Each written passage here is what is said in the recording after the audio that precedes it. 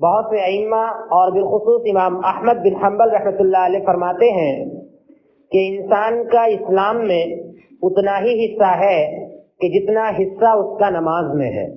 یعنی انسان جتنی زیادہ نماز کی پابندی کرے گا اسلام میں وہ اتنا ہی زیادہ مضبوط ہوگا، اور اگر نماز کی پابندی نہیں ہے اس کے یہاں تو اس کا اسلام کچا ہے، ابھی وہ اسلام میں پختہ نہیں ہوا ہے.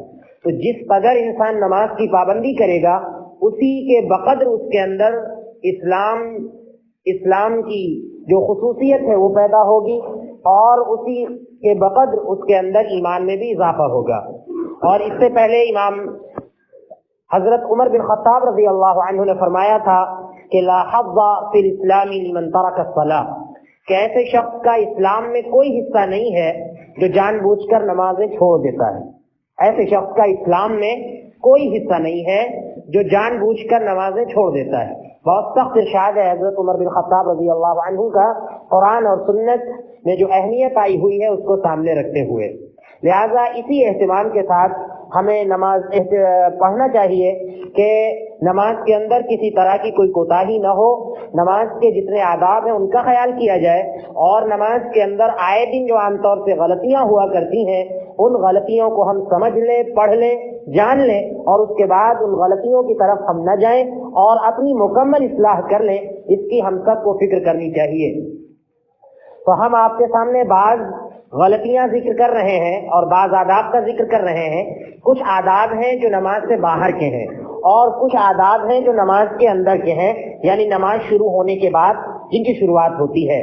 تو نماز سے پہلے کے جو آداب ہیں اور جو غلطیاں ہیں وہ اس طرح ہے کہ اللہ کے رسول صلی اللہ علیہ وسلم نے وعید بیان فرمائی ہے کہ اگر ہماری کوتاہی کی وجہ سے ہمارے جسم کا کوئی حصہ سوکھا رہ گیا، یعنی وضو میں جس کو دھونا فرض اور واجب ہے، وہ حصہ اگر ہمارا سوکھا رہ گیا ہماری کوتاہی کی وجہ سے، تو اللہ کے نبی صلی اللہ علیہ وسلم نے فرمایا کہ وَيْلٌ لِّلْأَعْقَابِ مِنَ النَّارِ، ایسی سوکھی ایڑیوں کے لیے جہنم کی ہلاکت ہے جو سوکھی رہ جائیں. ایسی ایڑیوں کے لیے جہنم کی ہلاکت ہے جو سوکھی رہ جائیں. یعنی جلدی جلدی وضو کیا، بھاگ دوڑ کر آئے، جلدی سے وضو کیا اور مسجد آ کر نماز میں کھڑے ہو گئے، ایڑیاں سوکھی رہ گئی آپ کی کوتاہی کی وجہ سے. اللہ کے نبی صلی اللہ علیہ وسلم فرماتے ہیں کہ ایسی ایڑیوں کے لیے جہنم کی ہلاکت ہے. لہذا معلوم ہوا کہ ہم جب بھی وضو کریں تو بہت ہی زیادہ اہتمام کے ساتھ چاہے ہم ایک ہی بار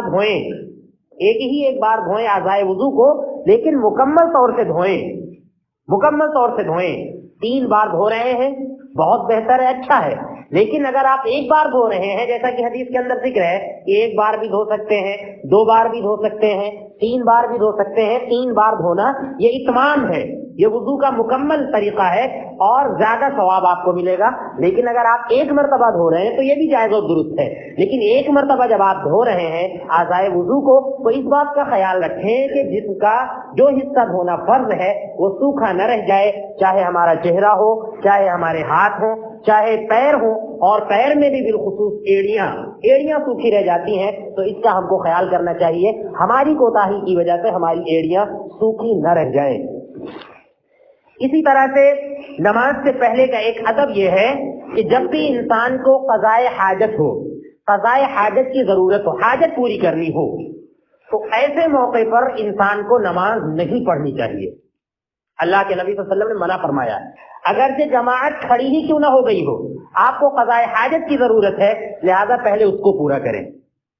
کچھ بھی ہے، چاہے چھوٹی حاجت ہو چاہے بڑی حاجت ہو، اس کو پورا کریں اور اس کے بعد آ کر نماز پڑھیں اگرچہ نماز کھڑی ہو گئی ہو. اور اسی طرح سے اللہ کے نبی صلی اللہ علیہ وسلم نے یہ بھی فرمایا ہے کہ کھانے کی موجودگی میں، کھانا لگ گیا ہے، آپ کو بھوک لگی ہے، تو پہلے آپ کھانا کھائیں اور اس کے بعد آ کر نماز پڑھیں. اللہ کے نبی صلی اللہ علیہ وسلم نے ہم کو یہ بتلانا چاہا ہے کہ نماز کے وقت کسی طرح کی کوئی خلش نہیں ہونی چاہیے. کہ آپ نماز پڑھیں اور آپ کو بے چینی ہو، آپ کا ذہن کہیں اور ہو اور آپ کو اندر سے پریشانی ہو رہی ہو.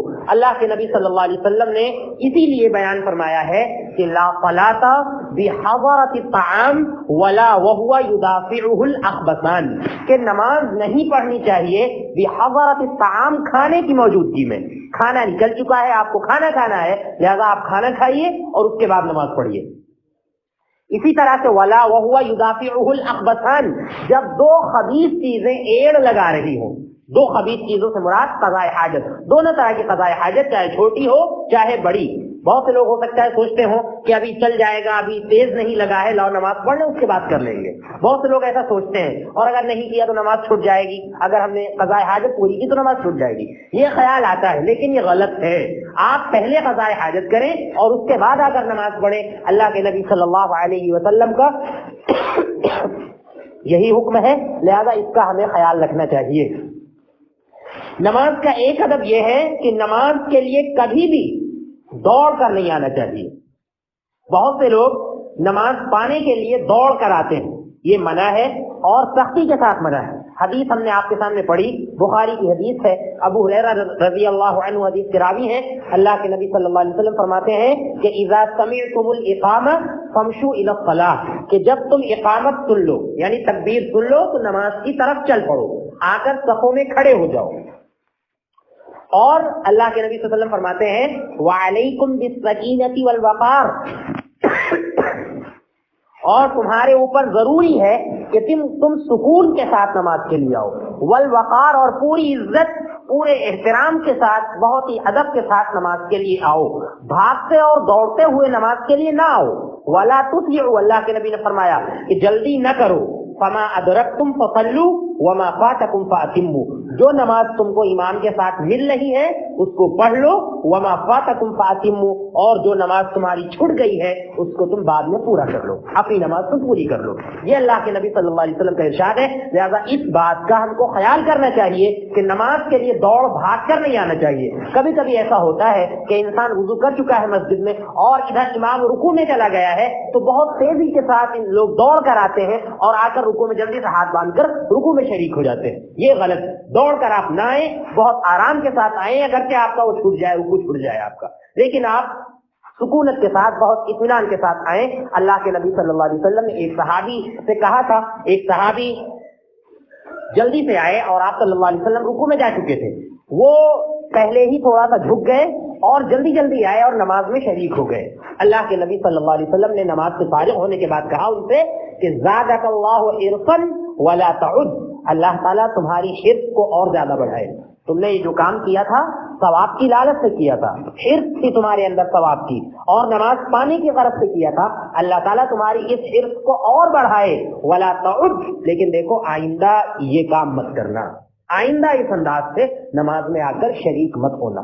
ہاں حرص ہے تمہارے اندر، عبادت کی حرص ہے، اللہ کے ذکر کی حرص ہے، بہت اچھی بات ہے، خوب اللہ کا ذکر کرو، خوب عبادت کرو، لیکن اس انداز سے نماز میں دوڑ کر آؤ، ایسا آئندہ مت کرنا. اللہ کے نبی صلی اللہ علیہ وسلم نے ان کو سمجھایا. اس سے بھی پتہ چلتا ہے کہ نماز کے لیے جب ہم آئیں تو بہت ہی سکون کے ساتھ، بہت ہی اطمینان کے ساتھ آئیں، جلد بازی نہ کریں. اب جب ہم کو نماز شروع کرنا ہے، نماز سے پہلے نیت کی درستگی بہت زیادہ ضروری ہے. اللہ کے نبی صلی اللہ علیہ وسلم نے فرمایا کہ انما الاعمال بالنیات وانما لكل امرئ ما نوى، کہ اعمال کا دار و مدار نیت پر ہے.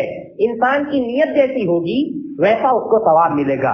لہذا پوری انسان کی نیت ہو جائے کہ ہم نماز پڑھ رہے ہیں، اللہ کے لیے پڑھ رہے ہیں، مکمل اخلاص کے ساتھ پڑھ رہے ہیں، اللہ رب العالمین کو ہم دیکھ رہے ہیں یا اللہ تعالیٰ ہم کو دیکھ رہا ہے. نیت بالکل پختہ ہو جائے، نیت میں کسی طرح کا کوئی خلل نہ ہو، نیت بالکل صحیح ہو جانی چاہیے. اللہ کے نبی صلی اللہ علیہ وسلم نے فرمایا کہ وَإِنَّمَا لِكُلِّ امْرِئٍ مَّا نَوَىٰ، انسان کو اس کی نیت ہی کا ثواب ملتا ہے. جو نیت انسان کرتا ہے اسی کا ثواب اس کو ملتا ہے. لہذا نماز سے پہلے نماز کی نیت ہو جانی چاہیے. اب آپ دیکھیے النیہ یا عربی میں کہتے ہیں الف لام داخل کر کے النیہ کا مطلب ہوتا ہے، نیت جس کو ہم کہتے ہیں اس کا مطلب ہوتا ہے دل میں کسی چیز کا ارادہ کرنا. دل میں کسی چیز کا ارادہ کرنا، زبان سے بولنا نہیں، जबान से आप अगर बोल रहे हैं तो वो नियत नहीं है, वो आपके कलिमात से जो जबान से निकल रहे हैं। नियत का मतलब होता है दिल का इरादा, और जो काम जहां से किया जाता है वो काम हमको वहीं से करना चाहिए। लिहाजा जब नियत नाम है दिल के इरादे का, तो हमें नियत कहां से करनी चाहिए? दिल से करनी चाहिए। दिल में ये ख्याल पैदा करना चाहिए, ना कि हम जबान से उन कलिमात को कहें। ये बिल्कुल इसी तरह से है कि देखा आंख से जाता है, हाथ से नहीं देखा जाता। अब कोई हाथ से देखे तो उसको इंसान पागल ही कहेगा, वो देख भी नहीं पाएगा। तो ये बिल्कुल ऐसे ही है। तो इसी तरह से नियत जो है वो दिल से की जाती है, न कि जबान से। जबान से हमारे यहाँ जो मुरव्वजा अल्फाज हैं, इनके बिदअत होने में कोई शक नहीं। ये शरीफ बिदअत है जो हमारे यहाँ रिवाज पा गई है कि नमाज से पहले हम नियत करता हूँ मैं 4 रकात या 2 रकात नमाज वास्ते अल्लाह ताला के, और फर्ज वाजिब मुंह मेरा तरफ काबा शरीफ के, पीछे इस इमाम के, अल्लाहु अकबर। इस तरह के जो अल्फाज हम जबान से अदा करते हैं, ये शरीफ बिदअत है। ऐसा अल्लाह के नबी सल्लल्लाहु अलैहि वसल्लम से साबित नहीं है, सहाबा इकराम से साबित नहीं है, और न तो अइम्मा दीन अइम्मा अरबा से ऐसा कुछ साबित है। लिहाजा जबान से नियत करना ये बिल्कुल गलत है। और बाज लोग इसी नियत को लेकर बहुत परेशान रहते हैं और पूछा करते हैं कि आखिर नियत कैसे होगी, सुन्नत की नियत कैसे होगी, नफल की नियत कैसे होगी, गैर मुअक्कदा की नियत कैसी होगी, कैसे होगी, फर्ज की नियत कैसे होगी, वित्र की नियत कैसी होगी, तरावीह की नियत कैसी होगी, कैसे बोला जाएगा। तो इसको लेकर परेशान रहते हैं। लिहाजा परेशान होने की बिल्कुल जरूरत नहीं है। नियत नाम है दिल के इरादे का, जबान से कहने की कतई जरूरत नहीं है। लिहाजा इस बात का हमको ख्याल करना चाहिए और लोगों को बताना चाहिए। और बाज दीनदार लोग भी ये कहते हैं कि दिल के इरादे के साथ साथ अगर जबान से कह लिया जाए तो क्या हरज है, क्या हरज है। यही चीज क्या हरज है, क्या हरज का दरवाजा खोल के न जाने कितनी बिदअत हमने शरीयत में दाखिल कर डाली है। क्या हरज है, क्या हरज है। लिहाजा हरज ही तो है, तभी तो मना किया जा रहा है। दीन वही है जो अल्लाह के नबी सल्लल्लाहु अलैहि वसल्लम के जरिए बहुत पहले मुकम्मल हो चुका था। लिहाजा उसमें जबान से नियत करना नहीं था, लिहाजा जबान से नियत नहीं की जाएगी। और बाद लोग ये भी शुबह जाहिर करते हैं कि हज को जाते हो तो वहां तो नियत करते हो जबान से, लब्बैक अल्लाहुम्मा लब्बैक ला शरीक लक लब्बैक। लिहाजा जान लेना चाहिए कि वो नियत नहीं है, वो तलबिया है, वो तलबिया है जो पुकारा जाता है। हज की नियत तो आपको दिल में करनी, पहले ही करनी है। लिहाजा वहां जाकर जो लब्बैक अल्लाहुम्मा लब्बैक जबान से कहते हैं वो नियत नहीं है हज की, बल्कि वो तलबिया है जो वहां पर पुकारा जाता है, और सारे हाजी इसको पुकारते हैं बार बार। लिहाजा इस बात का हमें ख्याल रखना चाहिए और ये बिला वजह का शुबहा हमको पैदा नहीं करना चाहिए।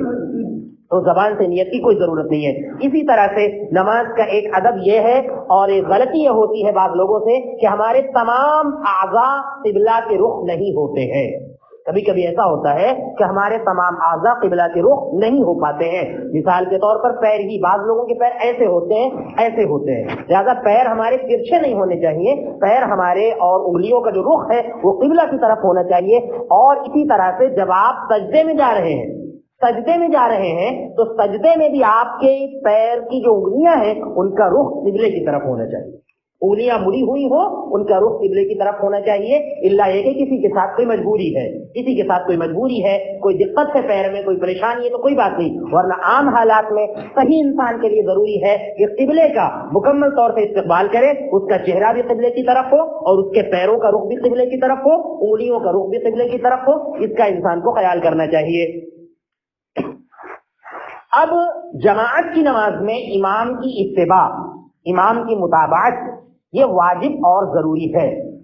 इमाम की इत्तिबा ये वाजिब और जरूरी है, इस बात को हमको समझ लेना चाहिए। और इमाम के पीछे जब हम नमाज पढ़ रहे हो, इमाम की इत्तिबा कर रहे हो, तो इमाम की इत्तिबा में 3 चीजें नहीं होनी चाहिए। 3 चीजें नहीं होनी चाहिए। इस ताल्लुक से भी लोग गलतफहमी के शिकार रहते हैं। इमाम जब नमाज पढ़ा रहा है, आप पीछे हैं, तो आपको कोई भी काम इमाम से पहले नहीं करना है। कोई भी काम आपको इमाम से पहले नहीं करना है। इस ताल्लुक से अल्लाह के नबी सल्लल्लाहु अलैहि वसल्लम ने फरमाया कि जो लोग नमाज में इमाम से पहले अपना कोई काम करते हैं, उनको डरना चाहिए कि कहीं अल्लाह ताला उनके चेहरे को गधे का चेहरा न बना दे। ये सख्त वाइद है अल्लाह के नबी सल्लल्लाहु अलैहि वसल्लम की। लिहाजा इमाम से पहले कोई काम हमको नहीं करना है। लिहाजा इस ताल्लुक से हमारे यहाँ देखा जाता है कि बहुत कोताही पाई जाती है। इमाम खड़ा होता है रुकू से सजदे में जाने के लिए, तो बहुत से लोग जाते तो नहीं है, लेकिन बहुत से लोग तैयारी बनाए रहते हैं, थोड़ा सा झुक जाएंगे और इंतजार किया करेंगे कि इमाम कब जाए और जल्दी से हम कूद पड़े सजदे में। ये बहुत हमारे यहाँ पाया जाता है, बहुत सी मसाजिद का ये हाल है। लिहाजा ये बिल्कुल गलत है। یہ بالکل غلط ہے. ہم نے تسبیح بتائی تھی کہ ایک تو ربنا لک الحمد کہہ دیا امام نے اٹھ کر کافی ہے، لیکن اس کے بعد کی جو تسبیح ہے خوب اطمینان سے امام کھڑے ہو کر پڑھے گا حمدن کثیرن طیبا مبارکن فی. یہ امام خوب اطمینان سے کہے گا، لہذا جب یہ کہے گا تو اس کو وقت لگے گا. اور حدیث میں بھی ہے کہ رکوع سے جب آپ اٹھیں تو آپ بالکل سیدھے ہو جائیں. اللہ کے نبی صلی اللہ علیہ وسلم کی ہر ہڈی اپنی جگہ پر آ جایا کرتی تھی اور آپ بالکل سیدھے کھڑے ہو جایا کرتے تھے. لہذا بہت اطمینان کے ساتھ سیدھے کھڑے ہو اور اس کے بعد پڑھا جائے گا ربنا لک الحمد حمدا کثیرا طیبا مبارکا فی. اس کو پڑھنے میں وقت لگے گا، لہذا امام کھڑا ہوا ہے، آپ کو بھی پیچھے کھڑے رہنا اتنی ہی دیر ضروری ہے جتنی دیر امام کھڑا ہے. تو یہ پہلی چیز اتباع کے خلاف ہے کہ آپ امام سے پہلے کوئی کام کریں. دوسری بات جو اتباع کے خلاف ہے، امام کے ساتھ جانا، یہ بھی غلط ہے. ہمارے یہاں بعض لوگ اتباع کا مطلب سمجھتے ہیں کہ امام کے ساتھ کام کرنا. امام کے ساتھ کام کرنا یہ اتباع نہیں ہے، امام کی پیروی نہیں ہے، بلکہ امام کے بعد کام کرنا. امام کر لے تب آپ وہ کام کریں، یہ اتباع ہے. امام کے ساتھ بھی کوئی کام نہیں کرنا ہے کہ امام گیا رکوع میں یا اللہ اکبر کہا تو پھٹ سے آپ بھی چلے گئے. اللہ اکبر کہہ کے جب امام چلا جائے گا اس کے بعد آپ شروعات کریں گے، اس کے بعد آپ جائیں گے. اسی طرح سلام پھیرنے میں بھی ہے کہ جب امام سلام پھیر لے گا تب آپ کو سلام پھیرنا ہے، ساتھ میں نہیں پھیرنا ہے. بعض لوگوں کے ذہن میں یہ بات رہتی ہے کہ ساتھ میں کرنا ہے، امام کے ساتھ میں بھی نہیں کرنا ہے، یہ بھی غلط ہے.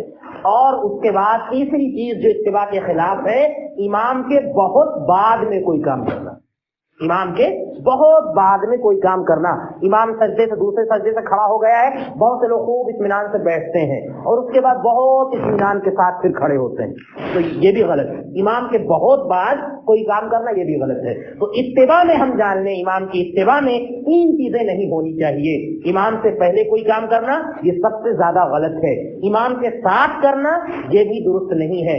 امام کے بہت بات کرنا یہ بھی درست نہیں ہے. لہذا درست یہ ہے کہ جب امام کر لے تو اس کے بعد آپ کوئی کام کریں. اسی کا حکم اللہ کے نبی صلی اللہ علیہ وسلم نے حدیث کے اندر دیا ہے، لہذا اس کا ہم کو خاص خیال کرنا چاہیے.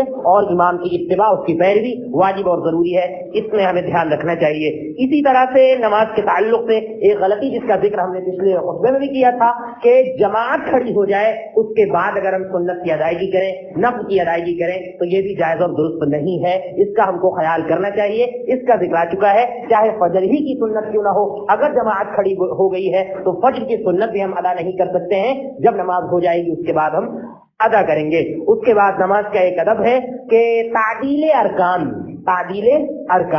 کہ نماز کے جتنے بھی ارکان ہیں، رکوع ہے، سجدہ ہے، قیام ہے، قومہ ہے، یہ ساری چیزیں خوب اطمینان کے ساتھ ہونی چاہیے. ان کا بھی خیال ہونا چاہیے. نماز کے اندر اگر اطمینان نہیں ہے تو ہم سمجھ لیں کہ ہماری نماز ناقص ہے، اور اگر زیادہ نقص ہے ہماری نماز میں تو ہم سمجھ لیں کہ ہماری نماز ہوتی ہی نہیں ہے. جیسا کہ اللہ کے نبی صلی اللہ علیہ وسلم نے صحابی رسول سے کہا تھا کہ ارجع فصلی فانک لم تصلی. انہوں نے نماز پڑھ لی تھی لیکن جلدی پڑھی تھی. اللہ کے نبی صلی اللہ علیہ وسلم نے ان سے کہا تھا کہ ارجع فصلی فانک لم تصلی، کہ جاؤ نماز پڑھو، تم نے نماز ہی نہیں پڑھی، حالانکہ انہوں نے نماز پڑھ لی تھی. پتہ یہ چلا کہ نماز کے اندر اطمینان اور سکون یہ بھی بہت زیادہ ضروری ہے. اس کا بھی ہم کو خیال کرنا چاہیے. ایک غلطی نماز میں اوپر کی طرف دیکھنا، آسمان کی طرف دیکھنا، یہ چیز شاید اللہ کے نبی صلی اللہ علیہ وسلم کے زمانے میں بھی پائی جاتی تھی. اس لیے آپ صلی اللہ علیہ وسلم نے کہا تھا کہ ما بال اقوام، لوگوں کو کیا ہو گیا ہے کہ لوگ نماز کی حالت میں اپنی نظروں کو آسمان کی طرف اٹھاتے ہیں. ان کو ڈرنا چاہیے کہ کہیں اللہ تعالیٰ ان کی آنکھوں کو نہ اچک لے. اللہ تعالیٰ ان کی آنکھوں کو اچک لے گا، آنکھیں ان کی ضائع ہو جائیں گے ایسا کرنے سے.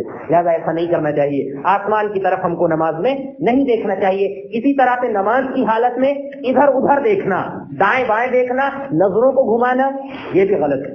نظروں کو گھمانا نماز میں، دائیں بائیں دیکھنا، یہ بھی غلط ہے. اس تعلق سے اللہ کے نبی صلی اللہ علیہ وسلم سے پوچھا گیا کہ اے نبی صلی اللہ علیہ وسلم، نماز کی حالت میں جو لوگ ادھر ادھر دیکھتے ہیں، نظریں ادھر ادھر کرتے ہیں، یہ کیا ہے؟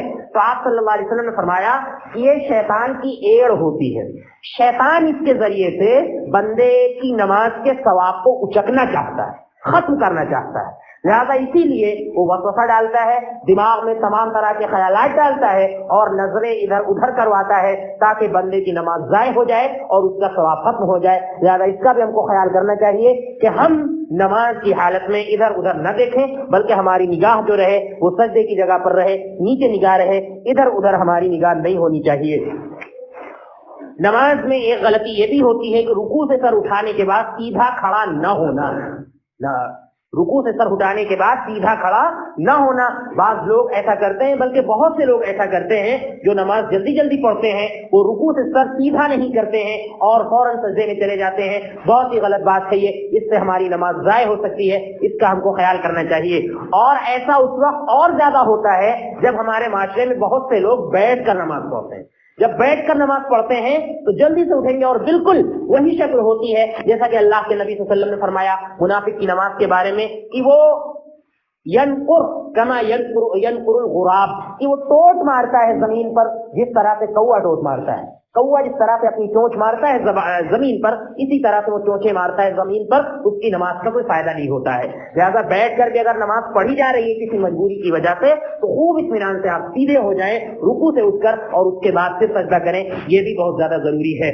اور اسی طرح سے جب ہم سجدہ کرتے ہیں، سجدے کا صحیح طریقہ اللہ کے نبی صلی اللہ علیہ وسلم نے بیان فرمایا ہے کہ امرت ان اسجد علی سبعۃ اعظم، اللہ کے نبی صلی اللہ علیہ وسلم نے فرمایا کہ ہم کو حکم دیا گیا ہے کہ ہم 7 اعضاء پر سجدہ کریں، ہم 7 ہڈیوں پر سجدہ کریں۔ 7 ہڈیاں کون کون سی ہیں؟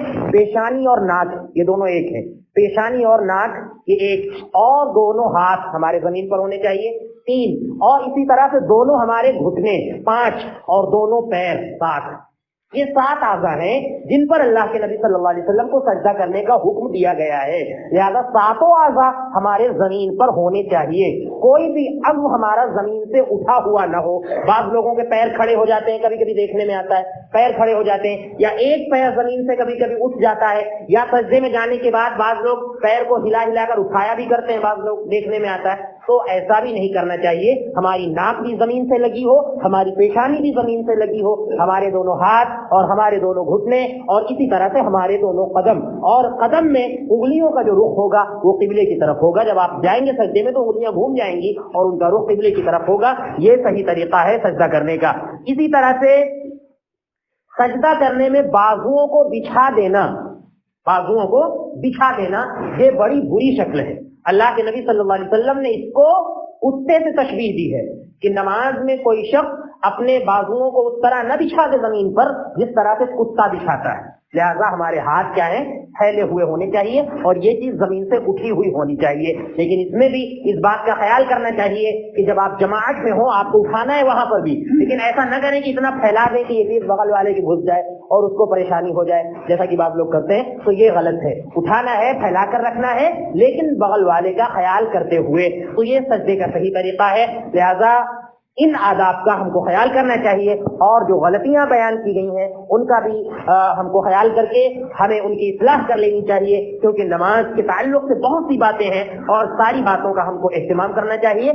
بہت ہی خشوع و خضوع کے ساتھ اللہ رب العالمین کے لیے کھڑا ہونا چاہیے۔ قرآن کریم کی آیت ہم نے شروع میں پڑھی تھی، اللہ رب العالمین اس میں فرماتا ہے کہ حافظوا علی الصلوات والصلاۃ الوسطی، کہ اے مومنو، اے مسلمانوں، نماز کی محافظت کرو، نماز کی حفاظت کرو، والصلاۃ الوسطی، اور خاص طور سے بچلی نماز کی حفاظت کرو، بیچ والی نماز کی حفاظت کرو۔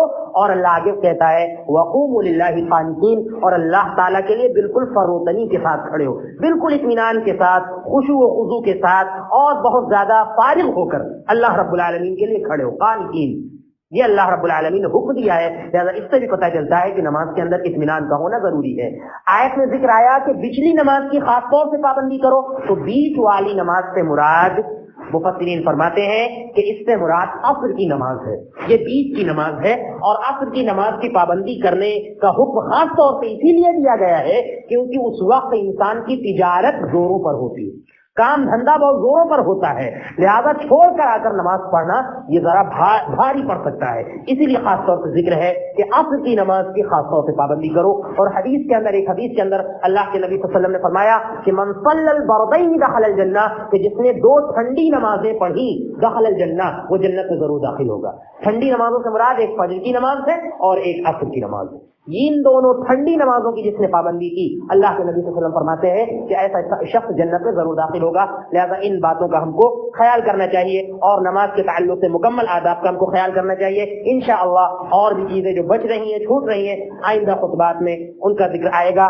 اللہ رب العالمین ہمیں ان باتوں کو سمجھنے کی توفیق عطا فرمائے۔ اللہ رب العالمین ہمیں نماز کے تمام آداب کا خیال کرنے کی توفیق عطا فرمائے۔ اللہ رب العالمین ہمیں اطمینان و سکون کے ساتھ نماز کی ادائیگی کرنے کی توفیق عطا فرمائے۔ اللہ رب العالمین ہمیں نماز کے اندر تمام سنتوں کا خیال کرنے کی توفیق عطا فرمائے۔ اللہ رب العالمین ہمیں صحیح انداز سے طہارت حاصل کرنے کی اور وضو کرنے کی توفیق عطا فرمائے۔